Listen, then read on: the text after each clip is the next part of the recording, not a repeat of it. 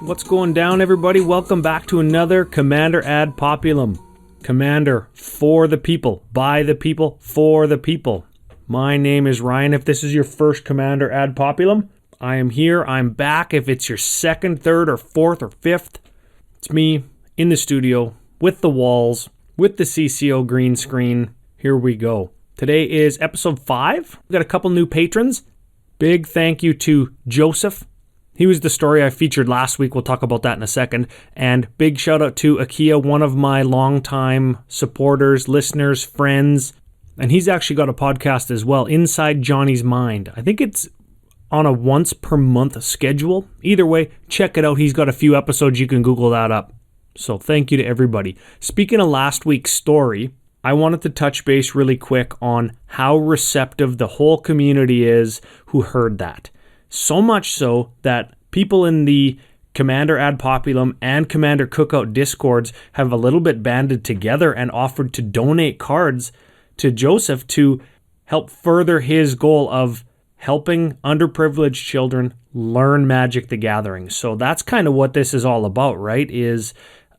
I've met a whole bunch of people becoming a podcaster and a content creator for Magic the Gathering, and through me, other people are meeting each other and making connections and helping people out in the wild. People who might not even be part of the MTG community. And if we can help anybody, that's great. If we can help anybody and lure them into the MTG community, that's even better. So that was super awesome to hear that. And that makes, I don't know if you can tell that I'm smiling as I'm saying this, but it really does mean a whole lot that words that I say into a microphone in an empty studio by myself are actually affecting people out in the real world. So if you want to get your story featured on Commander Ad Populum, you can shoot an email off to cadpopcast@gmail.com. You can follow me on Twitter @cadpopcast. You can shoot me a message there and we can touch base that way.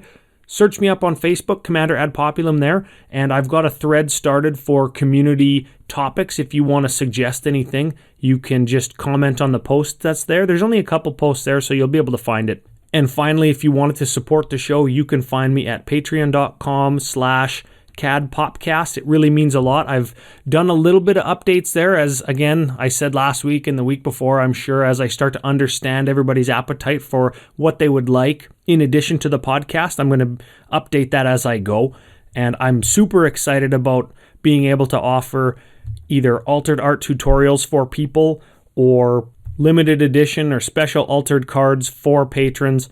So if you're into any of that kind of stuff, if you like the Commander Cookout altar auctions, this might be similar, but I'm planning to make the Commander Ad Populum altars a little bit higher end. And that could mean two things. It could mean I take a card and do a little bit more involved alteration to it, or it could mean that I take a higher end card, something that is a little bit more expensive, desirable, a little bit more rare, and do some kind of alteration to it. So those are going to be the kind of things that you might see a tutorial on, something that is a little bit off the beaten path as far as altered art goes. Or maybe if you want to try altering yourself, you can get into, some of the basics, the materials, some of the techniques, and I'm talking like even baseline painting techniques where it's like you have no skills as an artist whatsoever, but you want to learn to do this because you love Magic the Gathering. That's what the altered art tutorial videos are probably going to start with. And I'm going to be doing those with some of the higher end cards that I have in my collection that I'm looking to move. Instead of trading them into some vendor or a game store or whatever, I would rather put some art on them and get them out into the MTG community again, just so they can see play, right? I don't want to trade them into an investor or a collector or a hoarder and just have them be tucked away in a closet. I want to put some beautiful art on them, and I want them to go out into the wild and find a home in a deck. Maybe inspire somebody else to start altering or listen to Commander Ad Populum. So that's what that's all about. Moving into today's community section, it's not necessarily a listener-submitted topic, but it is one that I think is important to a very large percentage of the gaming community. And so about a week and a half, 10 days, 2 weeks ago, I'm putting some ideas together for this episode and the next episode, and I'm thinking about Commander Cookout material, YouTube, and that show is growing. Thinking about, meeting up with other content creators at Magic Fest Las Vegas in a few months. I'm trying to do all of this on a couple days a week schedule because my wife and I we have a 19-month-old. We try and keep him home as often as we can so he's not always going to the babysitter for 8 hours a day, right? And I'm thinking, man, I feel like a workaholic. I never stop. I always have to be on the go. I never sit down without my phone to do some sort of social media promotion or answering people or whatever with the auction alters. Like I'm always on the go, right? It a little bit stems back to a few years ago when I had a different job, a very corporate construction management type job, where I was the only guy in the company that did what I did, and it was the same, go.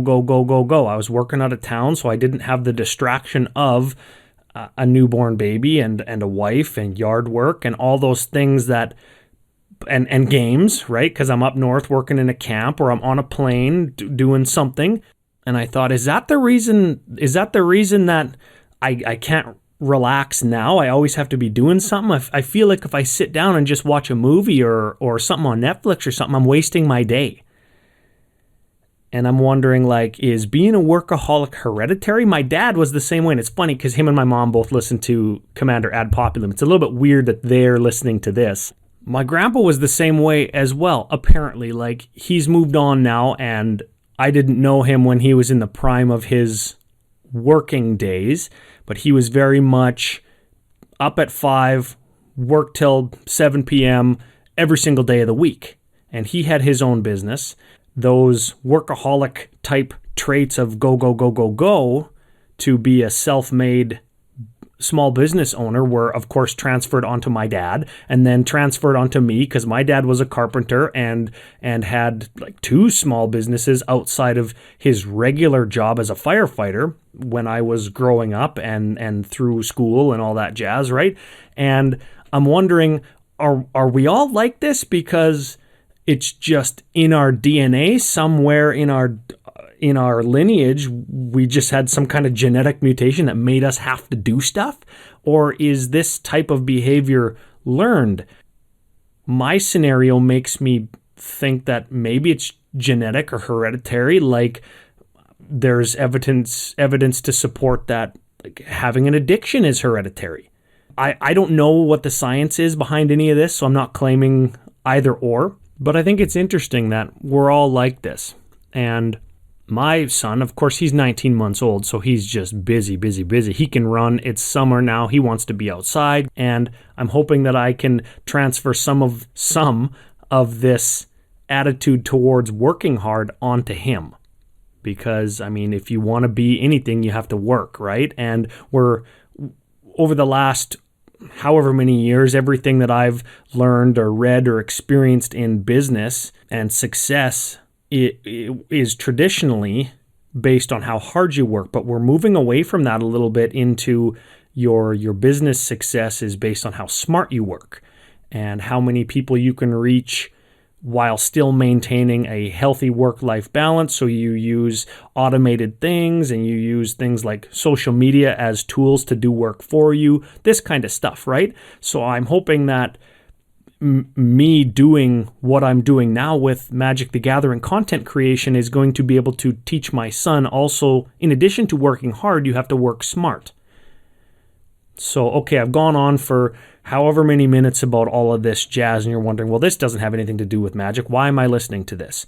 And this is how I'm going to tie it back into Magic and gaming in general, is that this mindset that I have, whether it be healthy or unhealthy, because being a workaholic, like being addicted to anything, isn't necessarily healthy, can take away from your other areas of life that need attention, right? So I've got work that's pulling me away from my family, for example. Gaming can be an addiction, right? There are, just because I know sports, there are some professional sports teams with their young 20-some-year-old players coming in. The organization bans Fortnite because the younger players coming in from either minor leagues or being drafted out of high school or university or whatever, that's all they want to do is game. And that's not what the professional sporting organization requires them to do to win championships. And I'm relating that portion of gaming because that's a professional career path that these young people are on that gaming is interrupting. And if you switch that over to Magic, I mean, they don't call it cardboard crack for nothing, right? It is addicting and it takes time and it takes attention. And things like developing a career or building a family or relationships with your significant other, those take time as well.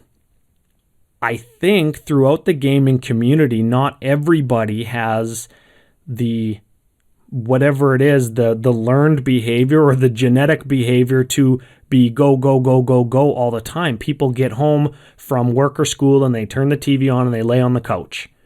And they wonder why, their career hasn't kicked off, or they don't feel like studying to get, graduate with honors, or they wonder why they're single and it affects their self-confidence, right? Because we either don't have the go, go, go nature built into us or learned into us, or all of our attention is directed at something that isn't necessarily healthy or conducive of what we want in life, which is to be successful. Whatever that means. More money, more significant other, time, having a family, having a huge house, driving 85 Lamborghinis, whatever it is, right? So why I'm talking about all of this is because I want to encourage anybody who's listening after the episode's done, wink, wink, to go out and do something that you're passionate about. There's only so many hours in a day that we have to be successful. And coming home, laying on the couch, watching Netflix, whatever it is that you do that isn't actively moving you towards a goal is functionally moving you away from it. Because the world is happening around you, whether you care about it or not. And it's a little bit of it sounds a little bit bleak to put it like that, but if you look at it in the context of a game of Magic the Gathering, where you see some form or some means to an end and you actively try and move towards that, where you see an opening, you have a card in your hand, you draw a tutor, whatever it is, you find an opening and you make a plan that to execute over the next 2 or 3 turns will win you the game. And the functional equivalent of that is, going to school, getting an education, furthering your career, and then coming home and finding that thing that you're passionate about that is going to facilitate growth in the rest of your life. You can be passionate about watching Avengers or whatever you watch on Netflix or HBO or whatever. You can be passionate. You can care about that. But 99.9% of people coming home and watching Netflix or HBO isn't moving you closer to what you think success is. I'm only going to start to get into this today because this is quite a deep topic for me, and this is the kind of thing that I used to focus a whole bunch on when I was in again, I'm just going to call it construction management or HR or workplace management. I'm only going to call it that. But when I used to do that, this is a big thing that I used to talk to people about a whole bunch. So I'm going to touch on it today, and I'm going to come back to it periodically mixed in the community topic, because I think it's important that as a community, we can connect through a game, in this case Magic the Gathering, and through this game, we can find similarities in ourselves, and we can build each other up, and we can help each other get through or develop as people. We are far from living in our mom's basement now, but to a lot of people, that stigma or that stereotype still exists. And part of what Commander Ad Populum is going to do is going to be to help people move farther and farther away from, air quotes, living in their mom's basement, and towards whatever successful avenue they want to take. That's what we're going to try and do here. And this episode is going to be the start of that. We only get so many hours in a day, and we got to fit in work or school. We got to fit in, like showering, brushing our teeth, eating. We got to fit in time with significant others. We play Magic. We play this game that we're all addicted to. We got to find time to do other things, and sometimes that means cutting something, right? All the most successful people in the world schedule their things in bulk. They get up, they work out to energize their body so they're not dragging their ass around work in the morning. They hit work ready to go because they've already done their workout. They schedule their work in such a way that they can take care of chunks of the same thing at a time. They come home, they do chunks of yard work at a time, or they do chunks of whatever other developmental thing that they're doing in their life. And when all is said and done, that's when they relax at the end of the day so they can prepare their body for a healthy, deep, resting sleep so they can do it again. So we're going to talk about that a few times over the next X amounts of episodes, weeks, months, because I think it's very important for the gaming community to start to learn the schedule that successful people have and to train their bodies and train their minds to become successful. Success doesn't just happen to you. You make it happen. You do success. Luckily for me, I had some management experience and I can speak well enough that I don't drive people crazy, and I'm passionate enough about Magic the Gathering to have a lot to say, and I'm a workaholic. So all of those things combine together for me to see success as a Magic the Gathering content creator. If you're passionate about Magic like I am, and you've got some skill, why not try to further your skill by working at it? Don't come home from work or school and just sit on the couch and watch Netflix or Game of Thrones or whatever. Focus on doing something. Maybe that thing even is gaming, right? I've turned my passion for Magic the Gathering and gaming and art and speaking into my career path with doing altered art cards and 2 podcasts, and this is what I do now. If you're passionate about something, go out and do it. If you are passionate about sports or teaching or helping kids, and you don't need to go to Juilliard whatever to learn how to paint or dance. Just go out and do it. You don't need to go to law school to learn how to talk and convince people that your idea is good. Just make a Facebook page or something. Stick to it. Going out and getting an education and working hard to become, air quotes, smart, learned, none of that hurts. But I didn't do that. My education is in chemistry and biochemistry and physiology and kinesiology, sport, running, biomechanics. That's why I was a track coach. And again, because I have this workaholic nature wired into me somehow, I was successful at it because I lived it. I slept, ate, and breathed it. There was no other distractions. There was no Magic at that time. There was no kid at that time. There was no, big 4-acre yard that I have to take care of at that time because I was focusing on what I wanted to be successful at. And I think in the gaming community, we focus too much on nothing because the game is distracting and there's lots of it going on around us, and we are always consuming what other people say or what other people want us to hear. We're going from outside to in, and to be successful at the thing that you love, you really need to go from within and go out. You need to project yourself outwards. You need to take something that you're passionate about and create something out of it. And it's going to be hard, and it might not always be enjoyable, but I promise you, when you start to see a little bit of success, 100,000% worth it. So instead of laying on the couch, get out and do something. And I'll even use the L word, gamers are lazy. If you can work smart, because that's where the business world is trending, the person that can work smart, if you can work smart instead of laying on the couch, you're going to be even more successful. If you're passionate about something and you're willing to work hard at it and be smart, you're going to be the most successful. So get out and do it. I hope all that makes sense for everybody. I know it's something I'm super passionate about. My brother is just getting into the very infantile parts of his career now. He's much younger than me.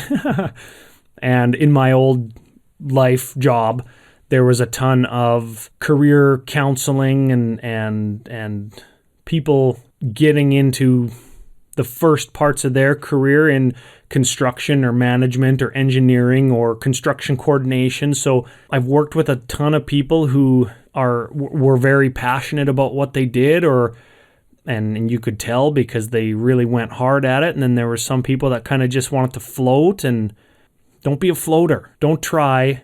Do. Don't lay on the couch. Do. That all being said, that's a fairly long community topic. Sorry, everybody. I kind of went on a little bit of a rant there. I want to get into the technical section today. We'll keep it a little bit quicker just so the episode's not 45 hours long. So I'm out playing at F&M the other day. I'm playing my Lord of Tressorhorn deck that I talked about last week. I ended up winning a 3-player pod off the back of Lord of Tressorhorn, enchanted with Glistening Oil to give him Infect. He's a 10-4, now he's got Infect, so he's a one-shot kill, but what I ended up doing was casting a Chandra's Ignition on him to have him, the creature, deal 10 damage to every creature and every other player, all my opponents, right?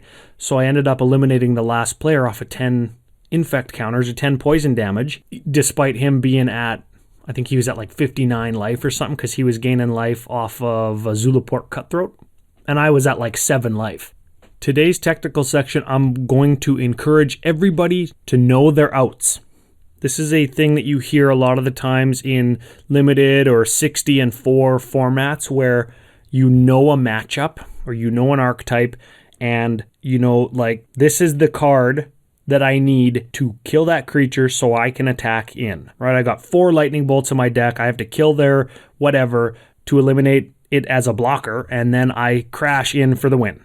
It's a little bit easier to contextualize or theorize for formats like Standard and Modern, where there's only 60 cards in your deck, and you can have up to 4 of any one card. So there's far fewer individual cards you have to memorize, and being in a format where you actually practice and play test and know the matchups and what's good and what needs to go, it's a lot easier to do that. In Commander, it's a little bit harder to know your outs because you don't necessarily know what you're playing against. Even if it's like, I'm playing Lord of Tressorhorn and I'm playing against an Alesha deck. Well, I know it's got a whole bunch of small creatures that Alesha can reanimate when she attacks, but I don't know if it's a Hate Bear style deck. I don't know if it's an Entomb style deck with other reanimate targets in there. I don't know if it's like an aggro deck or some kind of combo deck with Karmic Guide, right? So it's harder to know. It's harder for me to know how to fight it. But if I know in my own deck what is good, what does win me the game, like my Infect Chandra's Ignition play, it's going to give me at least a jump-off point in how to eliminate players. So my outs were Bojuka Bog the guy with the full graveyard, Demonic Tutor for Living Death, swap creatures on the battlefield with creatures in the graveyard to get all my guys back that I was blocking with to keep my life total higher than the other players. So I have 10 guys, whatever. I don't have all the land to play Lord of Tressorhorn, Infect, and Chandra's Ignition on one turn. So I cast my Lord of Tressorhorn. The guy who benefited the least off of Living Death gets to draw 2 cards. Come back around, give him Infect, Chandra's Ignition, win the game. So it was a 2 or 3 turn play to my outs, and that was including Demonic Tutoring through the blue player. Luckily, after I cast it and it resolved, the blue player died on the guy to the left of me's next turn, so I didn't have to worry when I cast my commander and gave it Infect. But that was my plan, and that was the only way that I had to win the game, and I knew that. So even if the blue player was still alive, I still have to play to those outs. And if the blue player has it, then he has it. And good game. We'll go on to the next one because I'm not winning against an Alesha deck that has a Panharmonicon and 25 enter the battlefield creatures that can come back from the graveyard at any time. Like, I'm not going to win that game. So I have to have it, and then the blue player has to have it, and then if he doesn't, then I win. Know your outs. Play to them. Of course, we can fabricate all kinds of what-if scenarios where it's like, okay, what if I know the other player's deck? Or what if, I'm playing a control deck that jams 15 sweeper effects? That's fine. Then maybe that's your out, right? It's just keeping the board clean until you can land your threat, a la traditional control deck play. Maybe that's your out. If it is, play to it. You're going to have far more successful games. Or you're going to play the type of Magic that I like playing, in that, okay, this is it. I'm going to try and land it. If it lands, I win. If it doesn't land, I lose. Those are always lots of fun. I wanted to keep that a little bit shorter because I want to fit in today's set retrospective. This is quickly becoming my favorite part of the show from a Magic the Gathering standpoint, because it's so cool to look back on some of these old cards and just say, like, what? What is happening? And today is no different. We are doing Legends. June 10th, 1994. How many people were alive? I'm still there. I'm still in the territory of how many of you were alive. This is like the first, it's not the first big set. I was going to say, like, this set has 310 cards in it. It came just after Revised. It was after Antiquities. It was like the next actual set that wasn't white bordered, or like a reprint set. It went Arabian Nights, Antiquities, Revised, Legends, I think. I don't have the exact chronology in my head or in front of me. That's from in my head. I think that's how it went.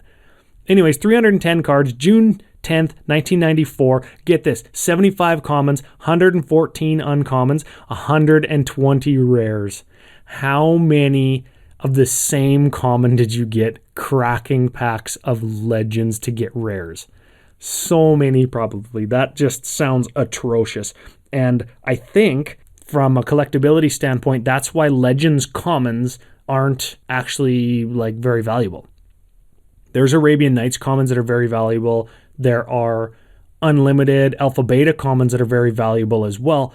Very few, even the ones that get played in EDH or whatever formats, very few Legends commons actually have any value because there was so few of them in the actual set.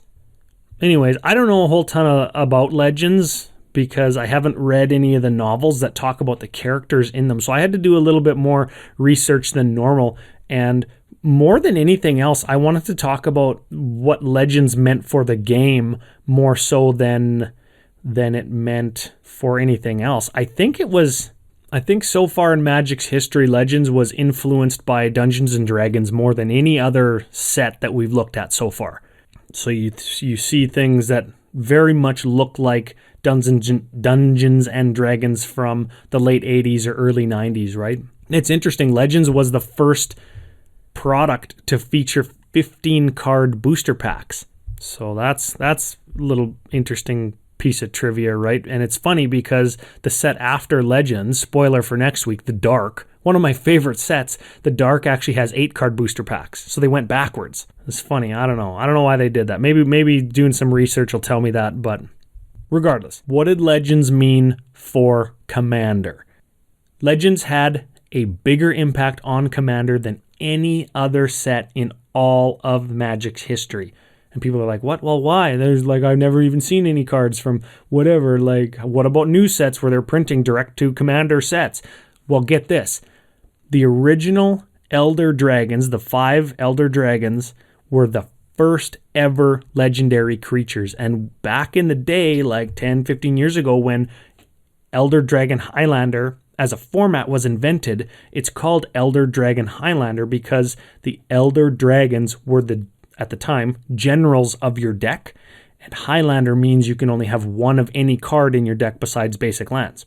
So Elder Dragon Highlander was the original version of Commander, and those Elder Dragons were originally in Legends. That's where it comes from, people. That's where the name EDH comes from, Elder Dragon Highlander. And of course, in 2011, it was rebranded to Commander when Wizards of the Coast started doing official support for it, all that jazz, right?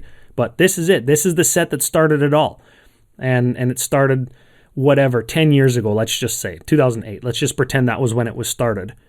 It's like 15 years after Magic was invented, this other format comes out that totally warped the entire landscape and informs all of Wizards of the Coast's decisions now.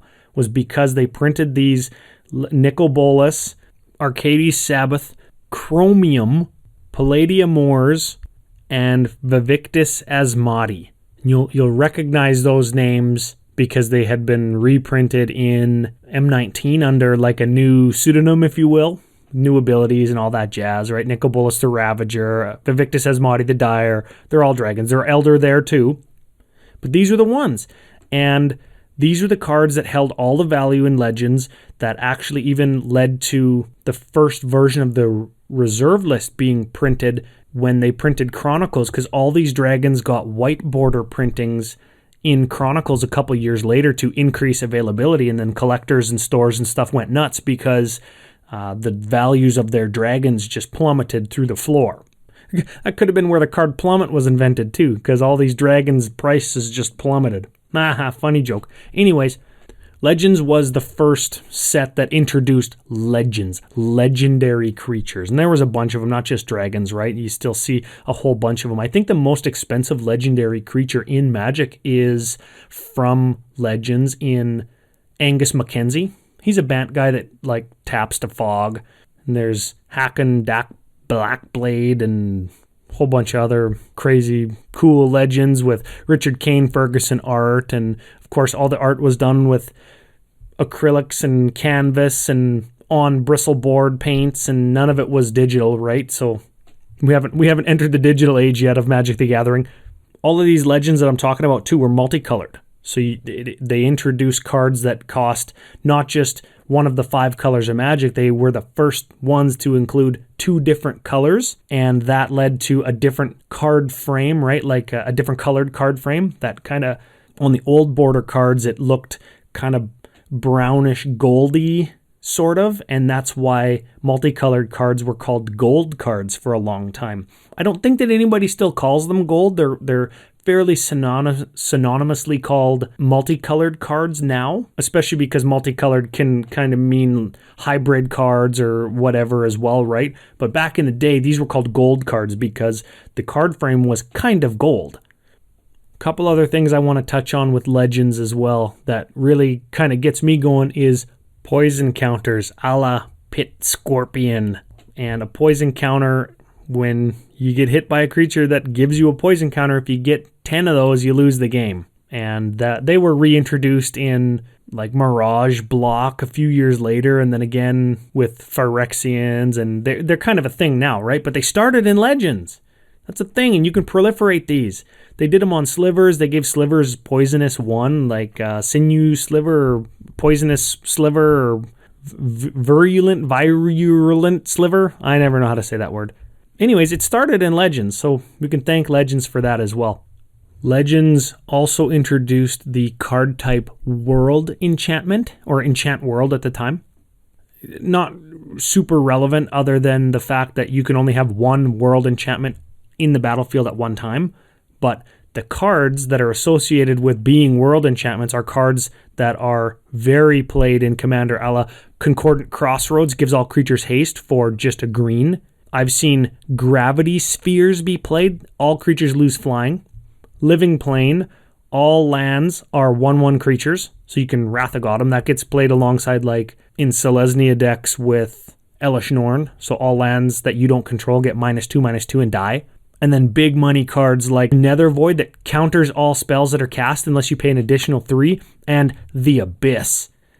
It's a 4-mana enchant world. All players bury 1 target non-artifact creature under their control. Yeah, super awesome. And of course, all those cards are huge, huge money, right?